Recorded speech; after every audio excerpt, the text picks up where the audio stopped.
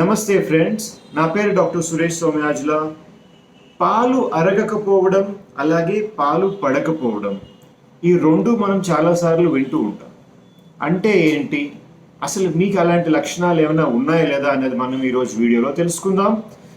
పాలు అరగట్లేదు అని అంటే వాళ్ళు కనుక పాలు తీసుకుంటే ఆ తీసుకున్న తర్వాత కొన్ని సిమ్టమ్స్ వస్తున్నాయి. దాన్ని మనం ఇంగ్లీష్లోని లాక్టోజ్ ఇంటాలరెన్స్ అని కానీ లాక్టోజ్ మాల్ అబ్జార్ప్షన్ అని కానీ అంటాం.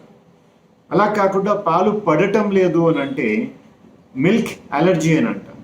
ఈ రెండు చాలా తేడా ఉంటుంది. ఫస్ట్ మనం ఈ లాక్టోజ్ ఇంటాలరెన్స్ గురించి మాట్లాడదాం. ఈ లాక్టోజ్ ఇంటాలరెన్స్ అంటే మనం మిల్క్ తీసుకున్న తర్వాత అది బాడీ లోపలికి వెళ్ళి ఆ స్టమక్ దాటి స్మాల్ ఇంటెస్టైన్లోకి వెళ్తుంది. అంటే చిన్న పేగు దగ్గరికి వెళ్ళిన తర్వాత మిల్క్లోని లాక్టోజ్ అనే ఒక పదార్థం ఉంటుంది. ఈ లాక్టోజ్ అనే పదార్థాన్ని మన బాడీ డైజెస్ట్ చేయాలి అని అంటే లాక్టేజ్ అనే ఒక ఎంజైమ్ ఉంటుంది. అది చిన్న పేగు మాత్రమే ప్రొడ్యూస్ చేస్తుంది. ఈ లాక్టేజ్ అనే ఎంజైమ్ ఈ లాక్టోజ్ అనే ఈ పదార్థాన్ని బ్రేక్ డౌన్ చేసి ఎలాక్టోజ్ అండ్ గ్లూకోజ్ కింద మారుస్తుంది అన్నమాట. అప్పుడు మాత్రమే మన శరీరం మీరు తీసుకున్న పాలలో ఉండే పోషక తత్వాన్ని పూర్తిగా తీసుకోగలుగుతుంది. అప్పుడు శరీరంలోకి దాని బెనిఫిట్ అనేది అందుతుంది. కానీ కొందరికి ఈ లాక్టేజ్ ఏదైతే ఎంజైమ్ ఉందో అది తగ్గిపోతుంది. చిన్నపిల్లలు ఎవరైతే ఉంటారో అప్పుడే పుట్టిన పిల్లవాడి దగ్గర నుంచి జనరలీ 5 years ఏజ్ వరకు ఈ బాడీ అనేది లాక్టేజ్ ఎంజైమ్ని శుభ్రంగా ప్రొడ్యూస్ చేస్తూ ఉంటుంది. ఎందుకంటే చిన్నపిల్లలకి ఆహారం ముఖ్యంగా ఓన్లీ మిల్క్ మీద ఉంటుంది కాబట్టి బాడీ లాక్టేజ్ అనే ఎంజైమ్ని ఎక్కువగా ప్రొడ్యూస్ చేస్తుంది. దానివల్ల డైజెషన్కి ఇబ్బంది ఉండదు. కానీ వాళ్ళు మిగతా ఆహారాల మీద కాన్సన్ట్రేషన్ ఎక్కువ పెట్టి గ్రాడ్యువల్గా వాళ్ళు కొంచెం పెద్దవాళ్ళు అవుతున్నప్పుడు బాడీ ఆటోమేటిక్గా ఈ లాక్టేజ్ అనే ఎంజైమ్ ప్రొడ్యూస్ చేయడం తగ్గించేస్తూ ఉంటుంది. అందరికీ తగ్గిపోతుంది. కానీ సుమారుగా 100కి 40-50% మందికి బాగా ఎక్కువగా తగ్గిపోతుంది. ఈ ఎక్కువగా తగ్గిపోవడం వల్ల ఏంటవుతుందంటే వాళ్ళు ఈ మిల్క్ అని కానీ మిల్క్ ప్రోడక్ట్స్ కానీ ఎక్కువగా కనుక తీసుకుంటే వాళ్ళ బాడీలోకి వెళ్ళిన తర్వాత ప్రాపర్గా డైజెస్ట్ కాకపోవడం వల్ల ఏంటవుతుంది, అలాగా అది కిందకి వెళ్ళిపోతుంది. లార్జ్ ఇంటెస్టైన్ అనమాట, పెద్ద పేగు దగ్గరికి వెళ్ళిపోతుంది. ఈ లార్జ్ ఇంటెస్టైన్ దగ్గరికి వెళ్ళిపోయినప్పుడు అక్కడ ఉండే బ్యాక్టీరియాతో ఇది కలిసి అది ఆ మిల్క్ ప్రోడక్ట్ ఏదైతే ఉందో అది ఫర్మెంట్ అవ్వడం స్టార్ట్ అవుతుంది. ఈ ఫెర్మెంటేషన్ అవుతున్నప్పుడు గ్యాస్ రిలీజ్ అవుతుంది, ముఖ్యంగా హైడ్రోజన్ గ్యాస్ రిలీజ్ అవుతుంది. ఇలా జరిగినప్పుడు ఏంటవుతుంది, పేషెంట్కి ఇబ్బంది ఏంటవుతుంది, కడుపు పొంగిపోయినట్టుగా ఉండడం, అలాగే తేనుపులు రావడం, దానికంటే ఎక్కువగా కింద నుంచి గ్యాస్ ఎక్కువగా పోవడం అనేది, లూజ్ మోషన్స్ అవ్వడం, డయేరియా అని అంటారు. అలాగే స్టమక్లోని పొత్తుకడుపులోని ముఖ్యంగా పెయిన్ అనేది రావడం, ఇలాంటి లక్షణాలు ఎక్కువగా ఉంటాయి. వీళ్ళకి లూజ్ మోషన్స్ అవుతున్నా సరే బాగా ఎక్కువగా శబ్దాలు చేస్తూ ఈ మోషన్ అనేది బయటకు వెళ్ళిపోతూ ఉంటుంది.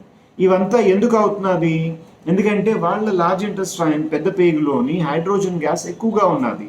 బికాస్ అది ఫర్మెంట్ అయింది కాబట్టి మిల్క్ ప్రోడక్ట్ అనేది. సో దానివల్ల వచ్చిన కంప్లైంట్స్ అన్నమాట ఇవంతా వాళ్ళకి. వీళ్ళు కనుక కొద్ది క్వాంటిటీస్లోనే మిల్క్ తీసుకుంటే దాన్ని డైజెస్ట్ చేసే అంత sufficient amount of lactase enzyme ఉంది కాబట్టి మేబీ సిమ్టమ్స్ రాకపోవచ్చు. సో అందుకని కొందరికి వాళ్ళకి కండిషన్ ఉందని కూడా తెలియదు. మిల్క్ ఇంటాలరెన్స్ ఉన్నది లేదా లాక్టోజ్ ఇంటాలరెన్స్ ఉన్నది అనే ఆ విషయాన్ని గ్రహించడం అనేది చాలా మందికి అర్థం కాదు. సో అందుకని మీకు గనక ఇలాంటి లక్షణాలు ఉంటే మీరు వెంటనే ఏం చేయొచ్చు, ఫస్ట్ థింగ్ మీరు చేయవలసింది టెస్ట్ చేయించుకోవాలనుకుంటే హైడ్రోజన్ బ్రెత్ అనాలిసిస్ అని ఉంటుంది. మీరు ల్యాబొరేటరీలోకి వెళ్తే హైడ్రోజన్ బ్రెత్ టెస్ట్ చేస్తారు. సో నోట్లో మాట్లాడుతున్నప్పుడు కూడా ఆ నోట్లోంచి వచ్చిన గాలి ఏదైతే ఉంటుందో దాంట్లోని హైడ్రోజన్ పర్సంటేజ్ ఎక్కువ ఉంటుంది, లేదా లాక్టోజ్ ఇంటాలరెన్స్ టెస్ట్ అని ఉంటుంది. ఈ రెండిట్లో ఏదైనా సరే చేసి మీకు లాక్టోజ్ ఇంటాలరెన్స్ ఉందా లేదా అనేది నిర్ధారించడం చేయొచ్చు. ఓకే ఉన్నది, ఇప్పుడు ఏం చేయాలి, మిల్క్ పూర్తిగా మానేయాలా? ఎందుకంటే మిల్క్ మానడం అనేది కొంచెం ఇబ్బందికరమైన విషయం. ఎందుకు, మిల్క్లోని కాల్షియం ఎక్కువగా ఉంటుంది, విటమిన్ డి ఎక్కువగా ఉంటుంది. ఇవి శరీరానికి చాలా చాలా ఎసెన్షియల్. సో అందుకని వీళ్ళు మిల్క్ మానేయవలసిన అవసరం ఉన్నది అని అంటే ఇబ్బంది. ఎవరికైతే బాగా సివియర్ లాక్టోజ్ ఇంటాలరెన్స్ ఉందో వాళ్ళు ఖచ్చితంగా మిల్క్ ప్రోడక్ట్స్ మానేయవలసి ఉంటుంది. అప్పుడు వాళ్ళు ఈ ఆమండ్స్ ఏదైతే బాదాం అని అంటామో, బాదాం అని, సోయా అని చెప్పేసి, లేదంటే మన వెజిటేరియన్స్ అయితే గ్రీన్ వెజిటబుల్స్ బాగా ఎక్కువగా తీసుకోవచ్చు. నాన్ వెజిటేరియన్స్కి ఎగ్ లేదా ఈ ఫిష్ ఏదైతే ఉంటుందో, అలాగే ఈ లీవర్ ఏదైతే ఉంటుందో వీటిని ఎక్కువగా తీసుకోవాల్సిన అవసరం ఉంటుంది. అంటే మిల్క్ నుంచి కాకుండా ఆల్టర్నేట్ సోర్సెస్ నుంచి మనం కాల్షియం అండ్ విటమిన్ డిని బాడీకి అందించవలసిన అవసరం పడుతుంది. దీని మీద మనం దృష్టి పెట్టవలసి ఉంటుంది లాక్టోజ్ ఇంటాలరెన్స్ కనుక ఉంటే. అలాగే వాళ్ళు ఎప్పుడైనా డైరీ ప్రోడక్ట్ తీసుకున్నా బాగా తక్కువ క్వాంటిటీలో తీసుకోవడం అనే ఇటువంటి జాగ్రత్తలు అనేది చేయాలి. జనరల్గా ఏజ్ పెరుగుతున్న తర్వాత వాళ్ళకి లాక్టోజ్ ఇంటాలరెన్స్ మరింత ఎక్కువ అవుతూ ఉంటుంది. ఈ విషయాన్ని గమనించవలసిన అవసరం ఉంటుంది. మీరు ఎటువంటి ల్యాబ్ కూడా వెళ్లకుండా మీ మట్టుకు మీరే ఈ లాక్టోజ్ ఇంటాలరెన్స్ ఉందా లేదా టెస్ట్ చేయాలి అని అనుకుంటే కనీసం 3 వారాల పాటు మిల్క్ కానీ మిల్క్ ప్రోడక్ట్స్కి సంబంధించిన ఏ వస్తువును కూడా మీరు శరీరంలో పంపించకుండా అబ్జర్వ్ చేయండి. అలా చేసినప్పుడు మీకు ఈ సిమ్టమ్స్ ఏవైతే ఉన్నాయో, పొత్తు కడుపులో నొప్పి అని కానీ, గ్యాస్ కింద నుంచి ఎక్కువగా పోవడం అని కానీ, ఇలాంటి సిమ్టమ్స్ ఏవైతే ఉన్నాయో అవి గనక తగ్గిపోతే మీకు మీ శరీరంలోని లాక్టేజ్ ఎంజైమ్ తక్కువగా ఉన్నది అని మీరు గ్రహించవచ్చు. దాని ప్రకారంగా డైట్ జాగ్రత్త తీసుకోవచ్చు. ఇది లాక్టోజ్ ఇంటాలరెన్స్. మిల్క్ అలర్జీ అని కూడా అనుకున్నాం కదా. మిల్క్ అలర్జీ అంటే ఏంటి? జనరల్గా అలర్జీ అంటే ఒక వస్తువు శరీరంలోకి వెళ్ళినప్పుడు దానికి అగెయిన్స్ట్గా బాడీ యొక్క డిఫెన్స్ మెకానిజం ఏదైతే ఉంటుందో అది కొన్ని సిమ్టమ్స్ బయటపెడుతుంది. జనరల్గా ఇక్కడ ప్రాబ్లం అనేది ఎంజైమ్తో కాదు. మిల్క్ అలర్జీలోని ఎంజైమ్ లాక్టేజ్ ఏదైతే ఉంటుందో దాంట్లో ప్రాబ్లం లేదు. వాళ్ళ డిఫెన్స్ మెకానిజం ఏదైతే ఉంటుందో వ్యాధి నిరోధక శక్తి, దాంట్లోని చిన్న డిస్టర్బెన్స్ ఉన్నది. వాళ్ళకి ఏమైంది? మిల్క్ అనేది డేంజరస్ ప్రోడక్ట్ కాదు, కానీ వాళ్ళ బాడీ ఒక డేంజరస్ ప్రోడక్ట్ కింద అనుకుని బాడీ డిఫెన్స్ మెకానిజం యాక్టివేట్ చేసి ఒంటి మీద దద్దుర్లా రావడం అని చెప్పేసి, లేదంటే ఈ పెదాల మీద కానీ, నాలుకది కానీ, అంగుట్లోని కానీ దురదలా రావడం అని, ఈ గొంతుకు కానీ నాలుగు కానీ చిన్న పొంగిపోయినట్టు కనిపించడం, ఒంటి మీద కూడా దురదలు రావడం, ఇలాంటి లక్షణాలు ఉంటాయి. వీళ్ళకి వామిటింగ్స్ అయ్యే ఛాన్సెస్ ఎక్కువ ఉంటాయి. సో ఇవన్నీ దేనివల్ల అవుతున్నది? ఎందుకంటే బాడీ ఈ తీసుకున్న పదార్థం ఏదైతే మిల్క్ ఏదైతే ఉందో అది శరీరానికి హార్మ్ఫుల్ అని అనుకుంటోంది కాబట్టి, ఒక మిస్అండర్స్టాండింగ్ ఉన్నది కాబట్టి ఇలా అవుతున్నది. సో మిల్క్ అనేది కొందరికి కంప్లీట్ మిల్క్కి అలర్జీ ఉండే అవకాశాలు ఉంటాయి. మరికొందరికి ఈ మిల్క్ని ఎప్పుడైనా పాలు విరిగిపోతే ఎలా ఉంటాయి చూసారు కదా. మిల్క్ సాలిడ్ కింద కొంచెం ముద్దగా కొంచెం గట్టిగా ఒకటి సెపరేట్ అయిపోతుంది, నీరులాగా వాటర్ లాగా మరొకటి సెపరేట్ అయిపోతుంది. ఈ సాలిడ్ ఏదైతే ఉందో దాన్ని మనం మిల్క్ సాలిడ్స్ అని కేసీన్ అని అంటాం. ఈ వాటర్ లాగా ఏదైతే సెపరేట్ అయిపోయిందో దాన్ని వే అని అంటాం, WHEY. సో కొందరికి ఓన్లీ కేసీన్ ఎలర్జీ ఉండొచ్చు, కొందరికి వే ఎలర్జీ ఉండొచ్చు, కొందరికి కంప్లీట్ మిల్క్ ఎలర్జీ ఉండొచ్చు. ఈ మిల్క్ ఎలర్జీ అనేది జనరల్గా చిన్నపిల్లల్లోనే చూస్తాం. వయసు పెరుగుతున్న కొలది ఈ మిల్క్ ఎలర్జీ యొక్క సిమ్టమ్స్ అనేది తగ్గిపోతూ ఉంటాయి జనరల్గా. లాక్టోజ్ ఇంటాలరెన్స్లోని రివర్స్గా అనుకున్నాం కదా, చిన్నపిల్లల్లో ఉండదు, పెద్దవాళ్ళు అవుతున్న కొలది ఇబ్బంది పెరుగుతుంటుంది అని. అంతేకాదు జనరల్గా ఈ మిల్క్ ఎలర్జీ ఉండే వాళ్ళకి ఆ టెండెన్సీ ఉంటుంది కాబట్టి వాళ్ళకి మరొక ఏదో ఒక ఎలర్జీ ఉండే అవకాశాలు కూడా ఎక్కువ ఉంటాయి. ఎలర్జీ వచ్చే ఆ ఛాన్సెస్ కూడా ఎక్కువగా ఉంటుంది. డస్ట్ ఎలర్జీ కావచ్చు, పాలెన్ ఎలర్జీ కావచ్చు, మరొకటి ఏదైనా సరే ఈ ఎలర్జీ అనేది ఉండే అవకాశాలు ఉంటాయి. సో ఇలాగ ఉన్నది ఆ చిన్నపిల్లడికి అని అనుకుంటే మనం ఏం చేయాలి? ఖచ్చితంగా వాళ్ళ డైట్లోని మిల్క్ అనేది, మిల్క్ సాలిడ్ అని కానీ లేదంటే వే అది ఏదైతే ఉందో అది కంప్లీట్గా అవాయిడ్ చేయవలసిన అవసరం ఉంటుంది. వాళ్ళకి ఏదైతే ఎలర్జీ ఉందో దాన్ని సెపరేట్ చేయవలసి ఉంటుంది వాళ్ళ డైట్ నుంచి. ఇప్పుడు బ్రెస్ట్ ఫీడింగ్లో ఎవరైనా ఉన్నారంటే తల్లిపాల మీద ఇంకా ఉన్నారు ఆ చిన్నపిల్లడు, కానీ తనకి మిల్క్ ఎలర్జీ ఉన్నది అంటే జనరల్గా తల్లిపాలకి ఎలర్జీ ఉండదు చాలామందికి, రేర్గా కొందరికి అది కూడా ఉంటుంది. అవుట్ సైడ్ మిల్క్ ఏదైతే ఉంటుందో, మనం ఒక 2 years తర్వాత బయట మిల్క్ కూడా ఎక్కువగా ఇవ్వడం స్టార్ట్ చేస్తారు కదా చిన్నపిల్లలకి, అప్పుడు వాళ్ళకి ఎలర్జీ అనేది సిమ్టమ్స్ స్టార్ట్ అవుతూ ఉంటాయి. సో అప్పుడు వాళ్ళకి అవుట్ సైడ్ ఫుడ్ ఇచ్చినప్పుడు ఇబ్బంది ఉంటుంది. కొందరు 6 months తర్వాత ఇంట్రడ్యూస్ చేస్తారు అవుట్ సైడ్ మిల్క్. లేదంటే మిల్క్ పౌడర్స్ అవన్నీ కూడా మిక్స్ చేసి ఇస్తూ ఉంటారు కదా, అప్పుడు ఎలర్జీ కనబడుతుంది. అప్పుడు మనం ఏం చేయాలి?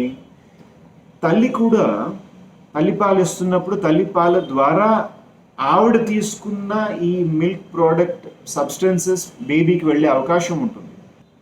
అందుకని బేబీకి గనక మిల్క్ ఎలర్జీ ఉంటే ఫీడింగ్ ఇచ్చే మదర్ కూడా మిల్క్ ప్రోడక్ట్స్ ఉండే ఫుడ్ సబ్స్టెన్సెస్ అన్నిటినీ అవాయిడ్ చేయాల్సి అవసరం ఉంటుంది. ఎందుకంటే ఆవిడ మిల్క్ ద్వారా బేబీకి ఆ ఎలర్జీ ట్రిగర్ అయ్యే అవకాశం ఉంటుంది. కాబట్టి అవుట్ సైడ్ ఫుడ్ ఆవిడ కూడా అవాయిడ్ చేసేయాలి. లాక్టోజ్ ఇంటాలరెన్స్లోని మిల్క్ ఎలర్జీలోని తీసుకోవాల్సిన చిన్న చిన్న జాగ్రత్తల గురించి తెలుసుకున్నాం కదా. ఇప్పుడు హోమియోపతిక్ మెడిసిన్స్ గురించి మాట్లాడదాం. హోమియోపతిక్ మెడిసిన్ ఈ 2 కండిషన్స్కి ఉన్నాయి. అండ్ వీటి గురించి ఒకటి కాదు, చాలా మెడిసిన్స్ ఉంటాయి. ఇప్పుడు నేను చెప్పబోయే ఒక 2-3 చాలా కామన్గా వచ్చే మెడిసిన్స్ గురించి మాట్లాడతాను. కానీ ఇవి కాకుండా చాలా ఎక్కువ మెడిసిన్స్ ఉన్నాయి. వాటిని ఎలా డిసైడ్ చేస్తారు అని అంటే మీకు ఉండే ఈ ఇండివిజువల్ కాన్స్టిట్యూషనల్ సిమ్టమ్స్ ప్రకారంగా వాటిని మెడిసిన్ మార్చే అవకాశాలు ఉంటాయి. జనరల్గా ఇప్పుడు నేను చెప్పేవి 60-70% వాళ్ళకి హెల్ప్ చేస్తాయి. ఆ ఛాన్స్ మీకు ఇది హెల్ప్ చేయట్లేదు అని అనుకుంటే మీ దగ్గరలో ఉండే హోమియోపతిక్ క్లినిక్కి వెళ్ళి డాక్టర్ని కన్సల్ట్ చేయండి. కాన్స్టిట్యూషనల్ హోమియోపతిక్ డాక్టర్ని కన్సల్ట్ చేయండి. ఓకే, సో ఫస్ట్ మెడిసిన్ మేము ఎప్పుడైనా సరే ఈ లాక్టోజ్ ఇంటాలరెన్స్ ఉన్న వాళ్ళకి ఇచ్చేది ఎథూజా సైనాపియం. ఎథూజా సైనాపియం 30 పొటెన్సీలోని వేసుకోవాలి. ఈ ఎథూజా సైనాపియం ఉండే వాళ్ళ పేషెంట్ లక్షణాలు ఏంటుంటాయంటే వీళ్ళకి వామిటింగ్స్ ఎక్కువ ఉంటాయి. ఈ వామిటింగ్ బయటకు వచ్చినప్పుడు అది కొంచెం గడ్డలుగా పెరుగు బయటకు వచ్చినట్టు ఉంటుంది అనమాట. మిల్క్ తీసుకున్న తర్వాత బయటకు వచ్చినప్పుడు అది పెరుగులాగా మారిపోతుంది. వాళ్ళకి ఎథూజా సైనాపియం బాగా పనిచేస్తుంది. సో ఈ వామిటింగ్తో పాటు కడుపులో నొప్పి ఏదైతే ఉంటుందో కాలిక్ అని అంటాం కదా, ఇది ఎక్కువగా ఉంటుంది.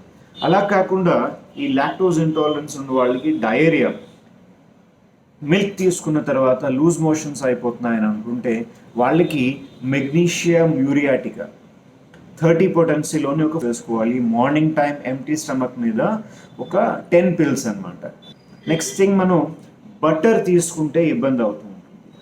ఈ బటర్ తీసుకోవడం వల్ల ఎవరికైనా సరే ఇబ్బంది అవుతున్నది, లూజ్ మోషన్స్ కానీ పెయిన్ కానీ మనం చెప్పుకున్న లాక్టోజ్ ఇంటాలరెన్స్ సిమ్టమ్స్ కానీ ఎక్కువ అవుతున్నాయని అనుకుంటే కార్బో వెజ్ 30 పొటెన్సీలోని మార్నింగ్ టైం ఎంటీ స్టమక్ మీద వేసుకోవాలి. అలా కాకుండా చీజ్, స్పెసిఫిక్గా చీజ్ తీసుకోవడం వల్ల ఇబ్బంది ఎక్కువ ఉన్నది అని అనుకుంటే వాళ్ళు బ్రయనియా తీసుకోవడం వల్ల చాలా హెల్ప్. సో ఇవి లాక్టోజ్ ఇంటాలరెన్స్కి మేము ఎక్కువగా వాడే మెడిసిన్స్. అలా కాకుండా ఈ మిల్క్ ఎలర్జీ అని ఏదైతే చెప్పామో, మిల్క్ ఎలర్జీ చిన్నపిల్లలకి ఉంటుంది కదా. సో వాళ్ళకి ఫస్ట్ థింగ్ ఎవరికైనా మిల్క్ ఎలర్జీ ఉన్నది అంటే ఫస్ట్ ట్యూబర్క్యులినం 200 పొటెన్సీలోని 1 డోస్ వేయాలి. 200 పొటెన్సీలోని ట్యూబర్క్యులినం ఎంటీ స్టమక్ మీద, అంటే మార్నింగే పిల్లవాడు లేచిన వెంటనే ఒక 10 పిల్స్ వేసేయాలి. మరి ఇంకా ఆ రోజు మరొక మెడిసిన్ ఏది వేయకూడదు. ఇది అయిపోయిన తర్వాత ఎపిస్ మెలిఫికా 30 పొటెన్సీలోని వాళ్ళకి డేకి 2 టైమ్స్ చొప్పున ఒక 1 వీక్ పాటు వేయాలి.